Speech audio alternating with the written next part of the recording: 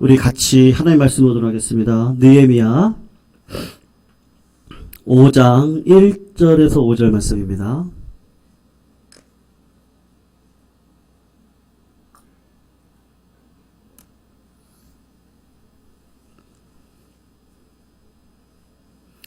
느헤미야 5장 1절에서 5절까지 말씀입니다.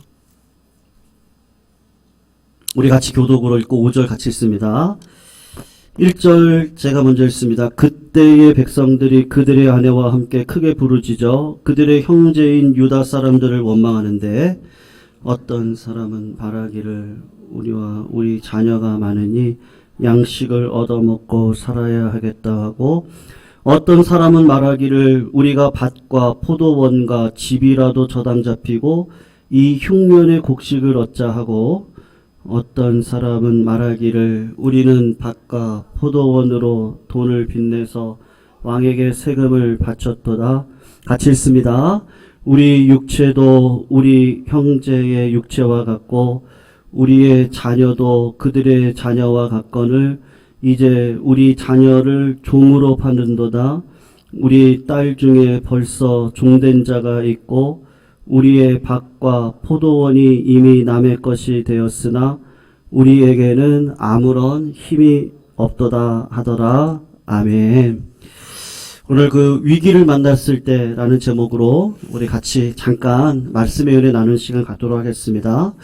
우리가 지난 금요일날도 보았지만 이스라엘 백성들의 성벽 공사가 중단될 위기에 처했습니다. 하나님께서 반드시 두 가지를 꼭 시험을 하시거든요. 그것이 무엇이냐면 이제 첫 번째로는 그 외부 세력들에 대한 공격입니다. 그래서 지난주 제가 말씀드렸듯이 그 비난이라고 할까요? 또 오해라고 할까요? 외적 세력의 공격으로 인해서 우리의 믿음의 성벽을 세우는 일에 하나님께서 한번 테스트를 하십니다. 느헤미야가 포로로 끌려갔던 이스라엘 백성들을 이끌고 고국으로 돌아왔죠. 돌아올 때 왕의 허락도 있었고 또 왕에게 부탁을 해서 성벽을 지을 수 있는 재료들도 같이 구해가지고 내려와서 이제 이스라엘 백성들과 한마음이 되어져 가지고 이 성벽을 쌓아가는 과정 가운데 외부의 세력들이 공격을 하기 시작을 했습니다. 누구냐 하면 사마리아 총독이었던 산발랏, 그리고 암몬 사람 도비야, 그리고 게셈, 아라비아 사람들, 그리고 블레셋에 속한 모든 사람들이 이스라엘 백성들의 성벽을 건축하는 것을 외부적으로 공격하고 짓지 못하도록 하는 거였습니다. 그 방법이 무엇이었느냐 하면 처음에는 무력으로 하다가 무력이 안 되니까 회유를 하기도 하고 살인을 음모하기도 하고 타협을 쓰기도 하고 온갖 수단을 다 써서 어떻게 해서든지 믿음의 성벽을 무너뜨리도록 외부의 세력이 우리를 끌고 가려고 하는 시험이 반드시 있습니다. 그 시험을 이기셔야 되는데 또 하나는 뭐냐면요. 이 내부의 문제인 것이죠. 오늘 본문 5장 1절을 보시면 성벽을 쌓는 이 시기에 참 신기하게도 하나님께서 시험을 하실 때 흉년을 주세요. 아브라함을 생각해 보세요. 아브라함이 창세기 12장 1절에서 너는 너의 본토 친척 내 아비 집을 떠나 내가 내게 지시할 땅으로 가라. 그 땅이 가나안이었잖아요. 아브라함이 가나안 땅으로 들어갔는데 하나님께서 어떤 테스트를 하세요?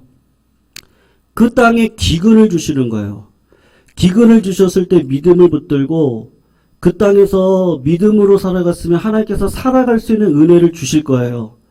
근데 내 계획과 하나님의 생각이 틀리다 생각을 하니까 내가 가장인데 우리 가족 이끌고 책임져야지. 그래서 애굽 땅으로 내려갔던 아브라함 내려가서 수치를 당하고 그리고 다시 가나안 땅으로 오지 않습니까? 그것과 똑같습니다. 하나님께서 내 삶에 분명히 함께 하시죠. 함께 하시고 동행하십니다. 그런데 하나님께서 내 앞길의 삶을 좋은 길로 인도하시는 것이 아니라 광야길로 인도하시고 흉년을 경험하게 하시는 이유는 반드시 뜻이 있는 거건데 이것을 통과하라고 하는 겁니다. 여러분 흉년이 임할 때 어떤 증상들이 드러납니까?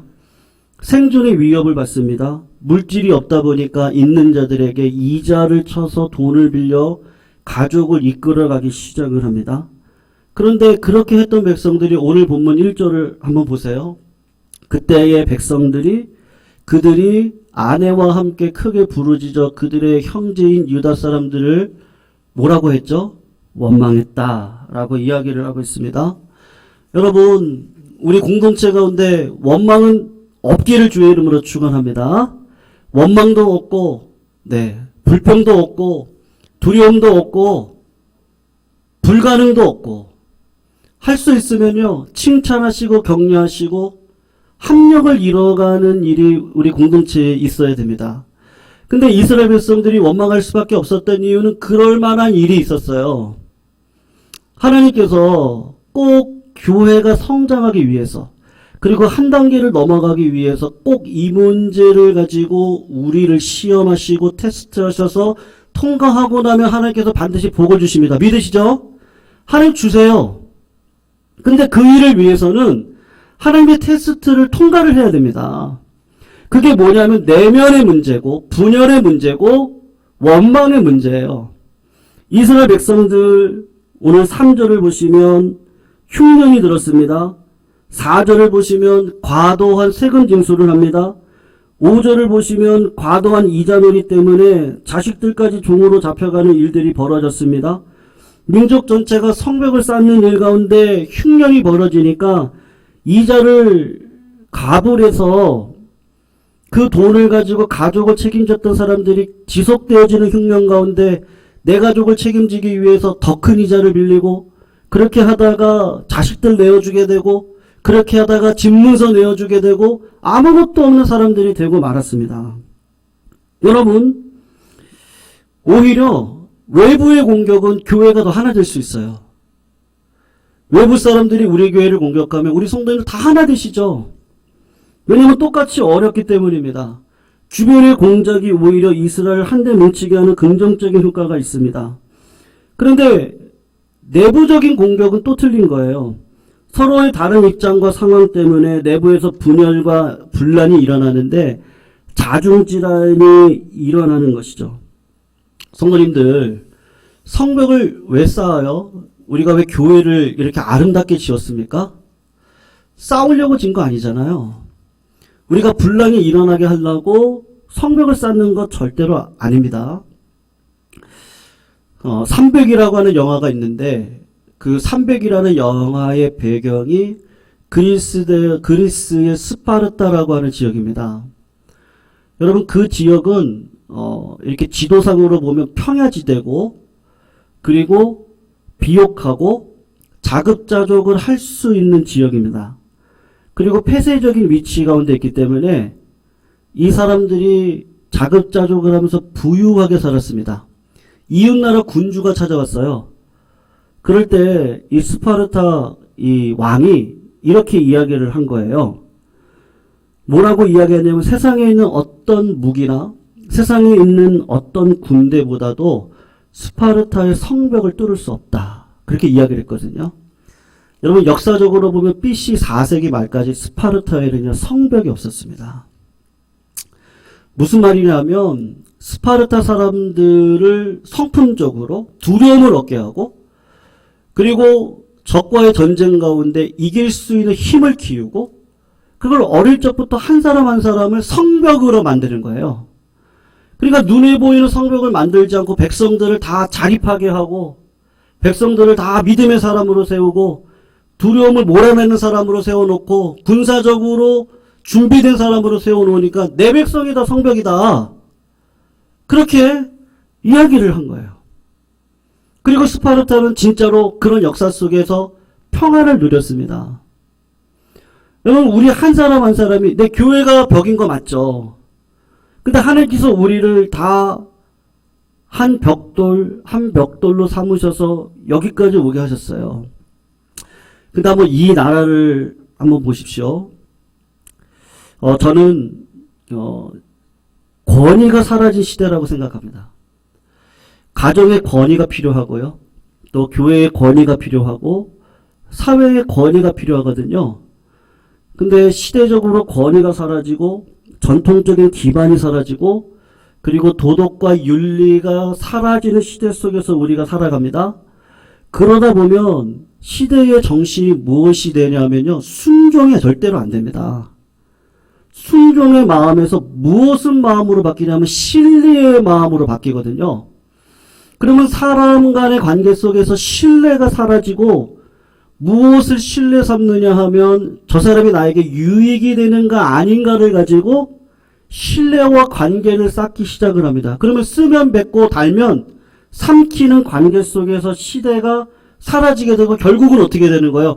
공동체 의식이 사라지게 되어져 있습니다. 이상해요. 꼭 그런 공동체는 세대 간의 격차가 크게 벌어져요. 여러분, 격차가 크게 벌어지면요. 나라의 물질이 어떻게 되죠? 다 낭비되어져요. 왜냐하면 격차가 벌어졌기 때문에 젊은 세대도 만족시켜줘야 되고 어른 세대도 만족시켜줘야 되는 거예요. 그러니까 지금 우리 시대가 어떻게 가고 있습니까? 한번 보세요. 청년들이 고생하는 거 예전 우리 어르신들 세대만큼 안 합니다. 지금도 충분히 제가 볼 때 기회가 있거든요. 근데 권위가 사라지고 전통의 방식이 사라지다 보니까 어떤 일이 벌어지죠?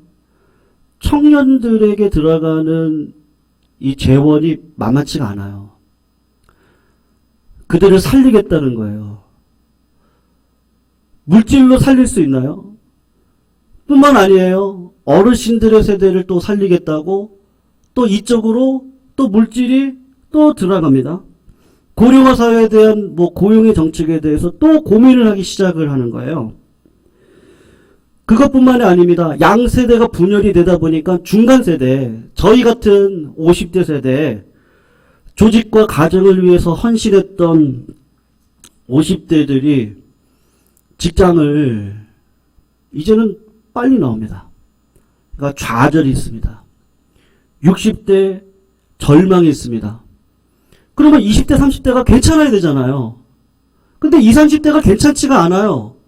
왜냐면 수명이 늘어났습니다. 늘어난 수명을 내가 앞으로 계획하고 책임지고 걸어가야 되니까 20대, 30대들도 이 경쟁사회 속에서 내 계획과 뜻을 가지고 살아간다고 하는 게 쉬운 문제가 아닙니다. 여러분 30대, 40대의 초조함들이 있습니다. 그럼 20대는 괜찮습니까? 코로나로 인해서 오히려 직장을 갖는 것도 이제 어렵고 두려움과 고달픔 그러한 것들이 다 몰려와 있거든요. 여러분 제가 지금 무슨 말씀을 드리고 싶은가 하면 하나님께서 우리들에게 걸어가라고 하는 길이 있습니다. 그 말씀대로 가면 됩니다.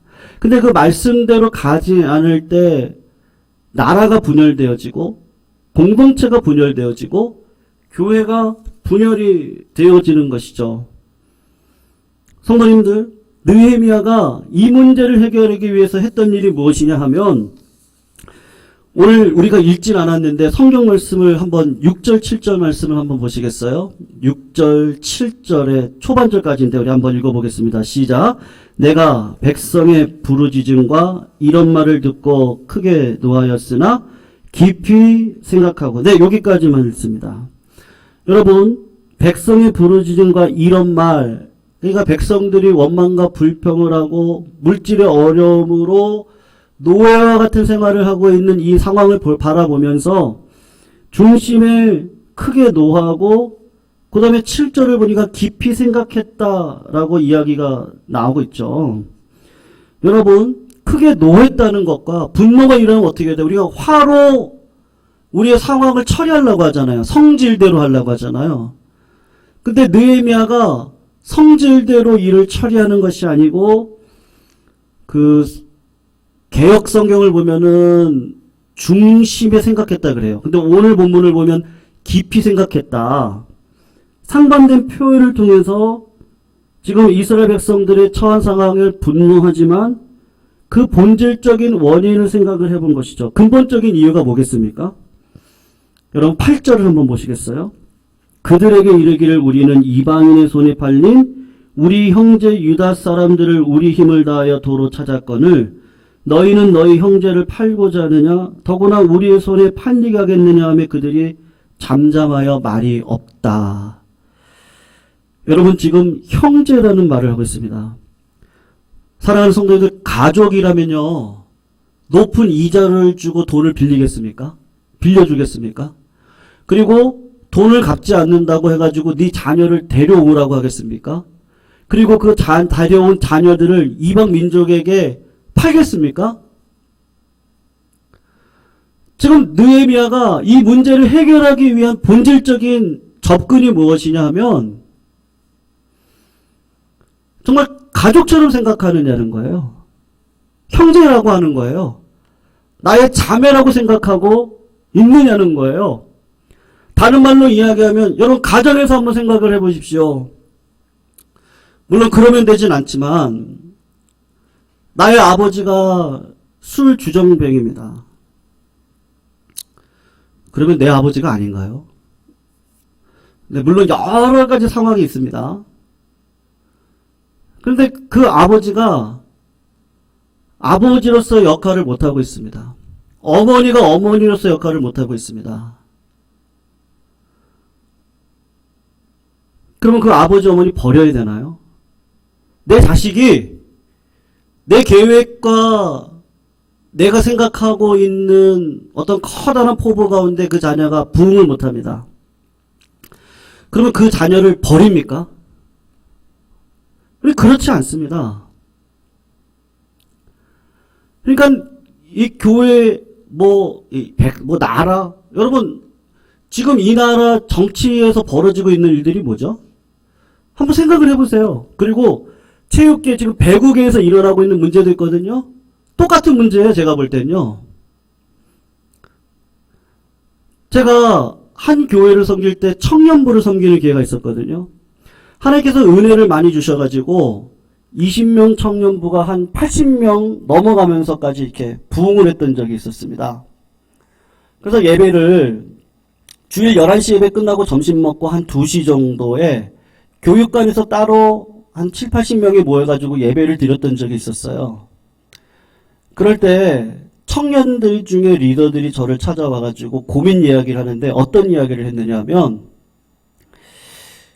그 당시 저는 부목사였으니까 담임 목사님께서 설교를 하시면 꼭 어떻게 하시냐면 정치 얘기를 많이 하셨어요. 그러니까 청년들이 들으면 목사님이 자꾸 정치 얘기를 하시니까 11시 예배를 가고 싶지 않다는 거예요. 그리고 청년부 예배로 주일 예배를 대실하면 안 되겠느냐고 그렇게 이야기를 하더라고요. 여러분 어떻게 해야 되죠? 저는 그렇게 배웠거든요. 여러분 부목사는 담임 목사님을 위하는 사람입니까? 아니면 성도를 위하는 사람입니까? 담임 목사 때문에 왔습니까? 성도님들 때문에 왔습니까? 담임 목사님 때문에 온 거예요. 제가 전도사 나갈 때 부모님들이 꼭 그런 얘기 하셨는데 꼭 담임 목사님한테 먼저 물어보고 내가 이렇게 하려고 하는데 목사님 생각은 어떠세요? 그렇게 꼭 물어보고 일을 처리해야 된다. 그렇게 배웠거든요. 여러분 부교육자는 담임 목사님의 어떤 오해하지 말아주세요. 예, 저는 지금 성도님들이 워낙 사랑해 주시고 예, 같이 진짜 너무 기쁘게 사역을 하고 있는데 그 부교육자들이 목사님의 사역의 한 부분을 혼자 할 수 없으니까 같이 도와서 하기 위해서 한 것이고 저는 목사님이 불러서 청년부에 온 거예요. 그러니까 제가 생각을 했을 때 저에게도 위기가 온 거죠. 한 번 위기가 온 거예요. 청년부가 부흥돼요. 그리고 청년부 자체 예부로도 하나의 예배를 드릴 수가 있는 상황이 되었어요.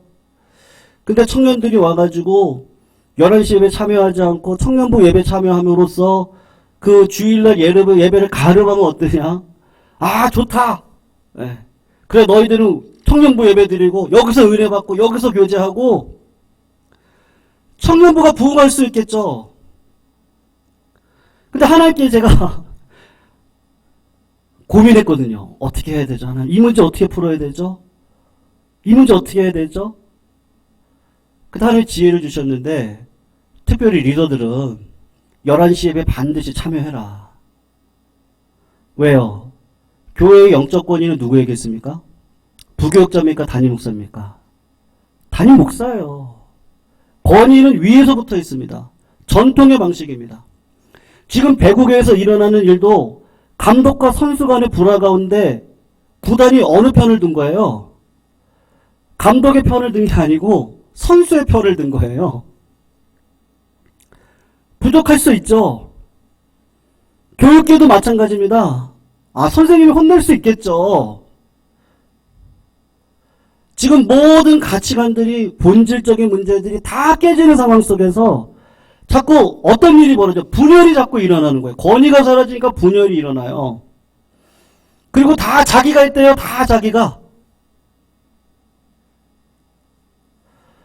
사랑하는 성도님들, 신앙도 똑같습니다. 영적으로 똑같습니다. 저 사역하면서 실수한 거 많았거든요. 지금도 생각하면 부끄러운 거 많습니다. 그런데 그때 하나만큼은 그때 내가 잘했다. 예. 어차피 저는 그 교회 부교육자로 있을 뿐입니다. 그리고 담임 목사님의 설교 속에서 은혜를 받아야 돼요. 그리고 그 교회 일꾼이 돼야 되는 거예요. 저는 떠날 사람이었거든요. 그러니까 특별히 리더들은 11시 예배 참여하고 꼭 참여해라. 그리고 청년부 예배 와야 된다. 참여하지 않고 오면 안 된다. 그렇게 해서 영적인 질서를 잡았습니다. 그렇게 하지 않았으면 아마 교회가, 저도 시험 받고 저는 영적으로 큰 상처를 받고 하나님 앞에 쓰임받지 못했을 거라 생각을 합니다. 사랑하는 성도님들, 오늘 본문이 이야기하는 게 그거거든요. 여러분, 자발적인 헌신이 필요한데요. 마지막 13절을 우리 같이 한번 읽어볼까요? 우리 같이 한번 읽어보겠습니다. 시작. 내가 옷자락을 털며 이르기를 이 말대로 행하지 아니하는 자는 모두 하나님이 또한 이와 같이 그 집과 산업에서 털어버실지니 그는 곧 이렇게 털려서 빈손이 될지로다 하매 회중이 다 아멘하고 여호와를 찬송하고 백성들이 그 말한 대로 행하였느니라. 아멘. 여러분, 지금 느헤미야가 지금 이스라엘 백성들에게 일어나고 있는 원망과 불평으로 조직이 깨어질 것 같으니까 어떻게 이야기를 합니까? 있는 자들의 자발적인 헌신에 대해서 이야기를 하고 있습니다. 성도님들, 교회를 세워간다는 것은 제가 보니까 그렇더라고요. 우리가 고생을 안 하면 안 됩니다. 네. 저는 우리 성도님들이 물질의 복을 다 받으시기를 주의 이름으로 축원합니다. 아멘 안 하시네요. 물질의 복을 다 받으시기를 주의 이름으로 축원합니다. 그런데 그 물질의 복을 받으시려면요, 하나님 앞에 드리셔야 됩니다.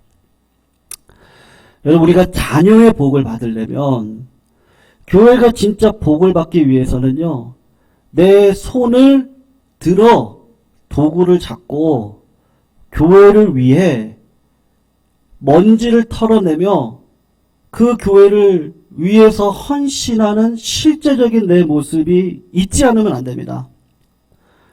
손가락 하나 까딱하지 않아요. 자발적인 헌신이 없습니다. 그러면 교회는 절대로 세워질 수가 없는 거예요.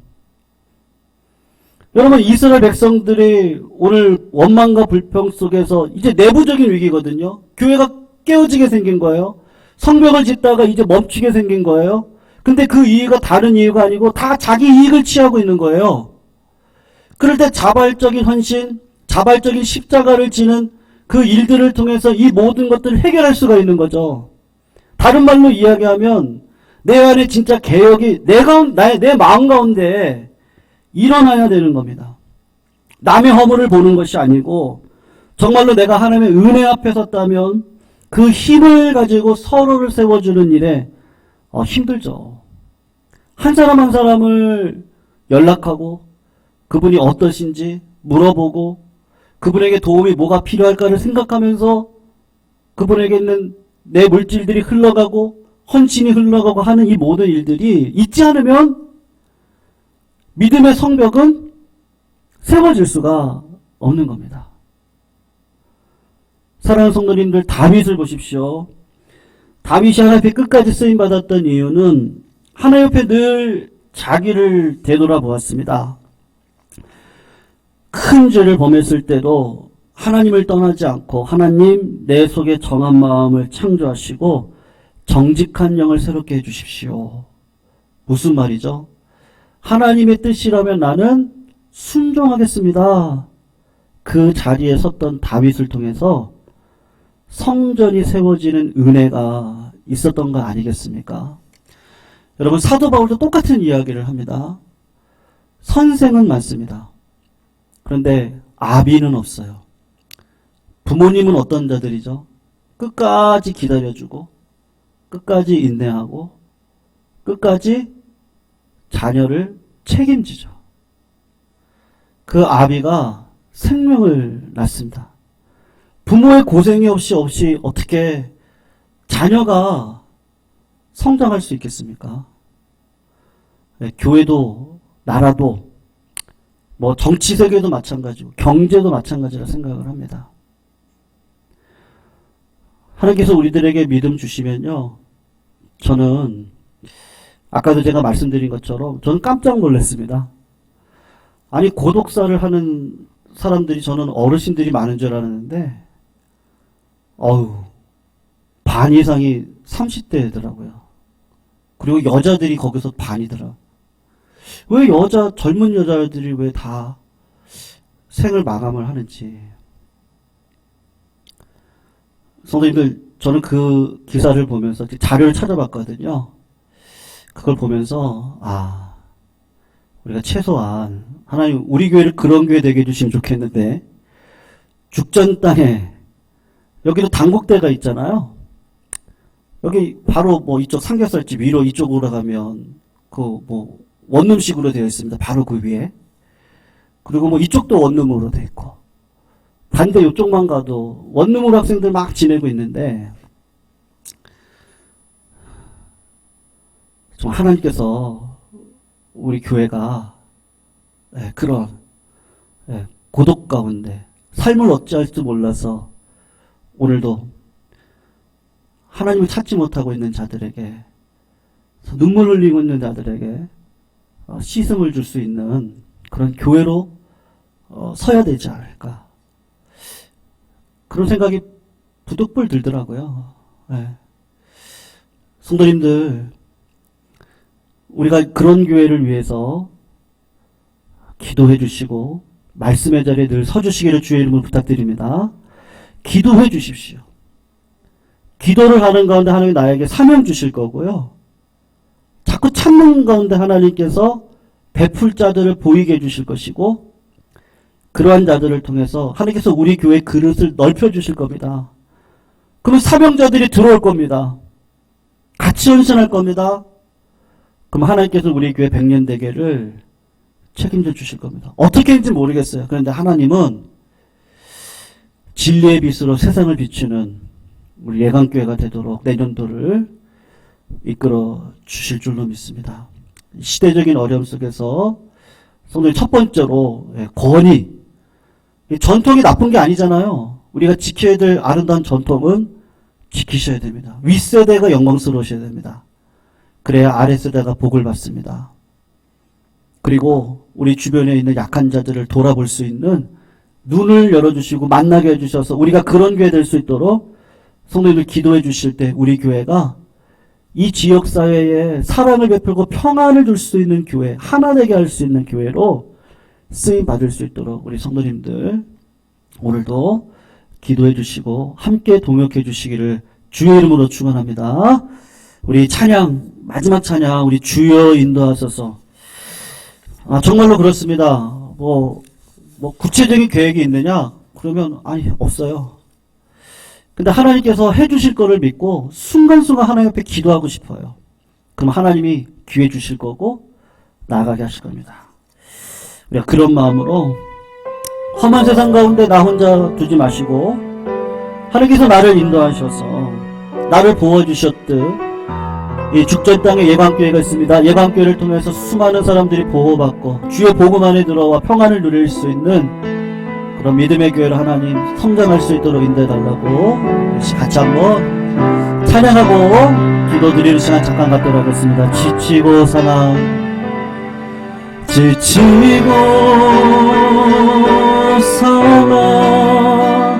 내 영혼을 주여 받아주소서. 내가 주께로 지금 가오니 버림받고 깨진 나의 마음을 주여 받아주소서. 내가 주께로 지금 갑니다.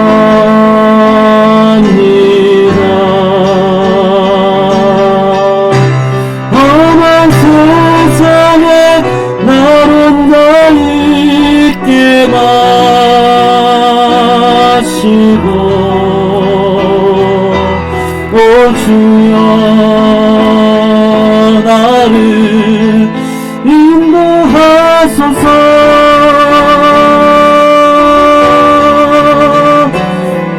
깊이 많아 불어올 때 나를 보호하시고 오 주여 나를 인도하소서. 지치고 사나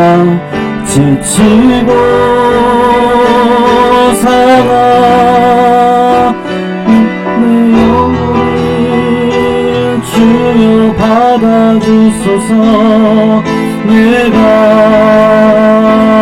주께로 지금 가오니 버림받고 깨진 나의 마음을 주여 받아주소서. 내가 주께로 지금 갑니다. 험한 세상에 날 혼자 있게 마시고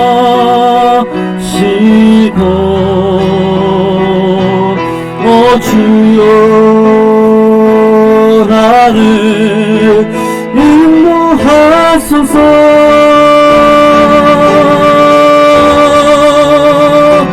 거친 비바람 불어올 때 나를 보호하시고 오 주여 나를 인도하소서. 험한 세상에 나 혼자 있게 마시고 험한 세상에 나 혼자 있게 마시고 오 주여 나를 인도하소서.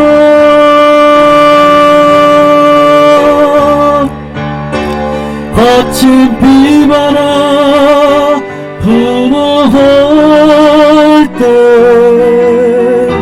나를 보호하시고 오 주여 나를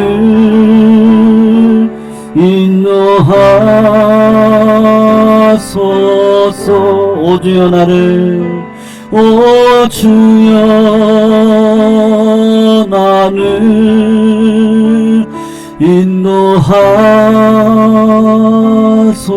인도하소서.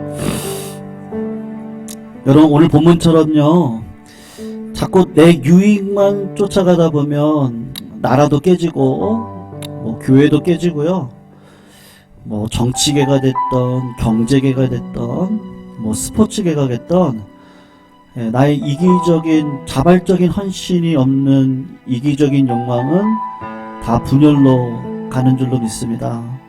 그래서 하나님 말씀하신 것 같아요. 뭘 먹을까? 너를 위해 살지 말아라. 뭘 입을까? 너만 바라보지 말아라.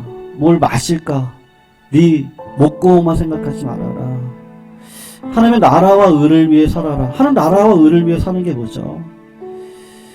자발적인 헌신으로 예수 그리스도께서 이 땅 가운데 이루신 그 분열 속에 평안의 열매, 화평의 열매를 주셨던 그 자발적인 십자가의 헌신이 우리의 인생을 끌어가게 하시는 줄로 믿습니다. 그래서 성도님들 우리에게 참 많은 기도 제목도 있다는 거 압니다. 그것 구하지 말라는 것이 아니고 그것도 구하시고 그것을 하나님 은혜 주셔서 하나님 물질의 복도 주시고 하나님 내 삶에 많은 것들로 좀 복을 주세요. 은사 주세요. 능력 주세요. 그것 가지고 은혜로 쓰임 받기를 원합니다. 그래서 함께 웃고 울는 그런 믿음의 사람으로 세워주셔서 오늘 본문과 같이 원망과 불평 속에 살아가는 시대가 아닌 그런 시대를 하나로 만들어갈 수 있는 자발적인 헌신으로 함께 울고 웃는 공동체를 세워갈 수 있는 내가 되게 해달라고 우리 시간 같이 한번 기도했으면 좋겠습니다. 우리 더불어서 우리 성도님들을 위해서 한번 기도하실 때요. 우리 안준성 집사님 가정 지난 수요일날 이사하셨는데요. 다음 주 수요일날입니다. 7일날 이제 미국으로 우리 자녀들 데리고 한 50일 정도 어머님과 누님 가정을 이제 방문하게 됩니다. 그래서 오고 가는 발걸음도 인도해 주시고 특별히 지금 오미크론으로 인해서 여러가지 어려운 환경 속에서 오고 가는 길이니까 하나님께서 이 가정을 안전하게 또 가장 또 부모님을 만나 뵙는 자리가 기쁨의 자리가 될 수 있도록 인도해 달라고 같이 한번 기도해 주시면 좋겠습니다. 우리 더불어서 우리 12월에 우리 안영일 집사님 가정이 이 죽전으로 이사를 오시거든요. 그래서 이 가정 오시고 또 이 가정 가운데 주님 주인 되어 주셔서 우리 안영일 집사님, 우리 이호혜 권사님 우리 같이 모든 예배마다 같이 참여하고 은혜를 나누는 믿음의 가문으로 설 수 있도록 인도해 달라고 함께 기도해 주시고요. 우리 육신이 연약한 성도님들 계십니다. 그들 놓치지 말고 기도해 주시고 아까 제가 설교 중에 말씀드렸습니다만 그냥 오늘 제가 말씀 준비하면서 기도하는 가운데 주신 이 지역사회에 정말 고독한 청년들도 참 많이 있구나 이제 그것을 좀 깨달았는데 우리 교회가 이 죽전 땅에서 해야 될 일이 무엇인지를 우리 성도들 같이 고민하면서 내년도에는 우리 교회 때문에 정말 살만 나는 사람들이 많아질 수 있도록 우리 교회가 어떤 일을 감당해야 됩니까? 우리 같이 한번 기도하셔서 하늘에 다 각자마다 사명받는 자리가 되었으면 좋겠습니다. 그리고 우리 더불어서 우리 이응윤 선교사님 이제 12월에 이제 치앙마이로 돌아가시게 되시는데요.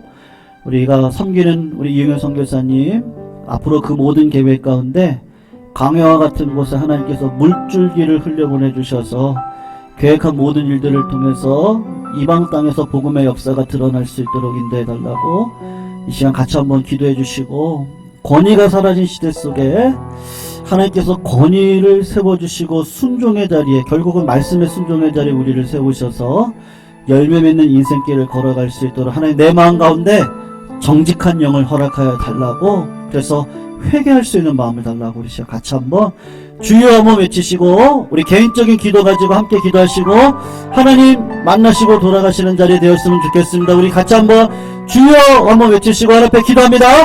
주여 사랑하는 하나님 감사합니다. 오늘도 주님 앞에 영광과 찬양을 올려드립니다. 우리 성도님들의 기도 가운데 하나님 흠량하여 주시옵시고 응답하여 주셔서 주의 몸된 자리 가운데 하나님의 영광을 위해 사랑하는 하나님 하늘의 능력과 은사를 더하여 주시옵소서.